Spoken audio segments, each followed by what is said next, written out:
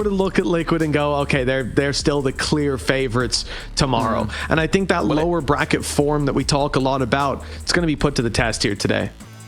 I think also the other aspect of a long game is you're giving more and more data to Yaltsin and Lohan, and I think that they are two of the coaches that when they have the data are very, very good at coming up with counters. In fact, Foot bear the brunt of that when they played Lotus versus them. After having a pretty decent Lotus, they lose 13-1 to Liquid when they had all the bells and whistles ready and prepared. So the loser of this, or sorry, the winner of this game won't have much time to prep for the series tomorrow. So I do think, I agree. I think it needs to be a quick and swift blow for one of these squads, but I don't believe it will be. I don't think there's a massive favorite whatsoever in this game, and I don't know. I think a lot of it's going to come down to the calling. I want to also touch on what you were saying about like my sort of opinion on KC as a whole, and a lot of it it's not about the caliber of players. I agree with you. I think like the caliber of players are very good. It's communication and roles. That's where I just find this team is a little bit messy. Like obviously you have a guy who is Argentinian, a guy from the CIS, a guy from Turkey. Like it's a huge clash in terms of different like cultures and communication. But then also it's like you were bringing in a lot of players that were playing Sentinel, so it's like you had role swaps, and I think some of them have worked. Like I was quite impressed with what we've seen from Sugetsu playing on controller. I think that he's decent. Is he at the caliber of where he was when he was playing Sentinel?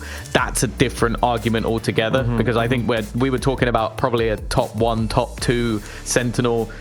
I was going to say in the region, but maybe in the world when he was at his peak. Like I think you go back to FPX, the guy was farming. So is he at that level? No. But is he at a good enough level where I think he's fine as a controller? Yeah. The difference has been, it seems like the consistency of performances is off the charts. Like sometimes Elite's really good, sometimes he's just not there. Aves has been like really high. He can also add into the mix of like different cultures where it's just like so many different like barriers to this team working, and it's like you can see the flip of it. Like the way they run some of their comps is it's either going to be amazing or awful. Like the Phoenix, for example, which we will be seeing, it was really good in the first matchup here, and then they tried to play it yesterday and they got blasted. Like I think he had probably the worst series he's had maybe all year. It's hard to tell. Well, I think like we went into that second map. I remember when the Phoenix came out on Haven, and we thought that could be somewhere that he has a better performance. It could be sick,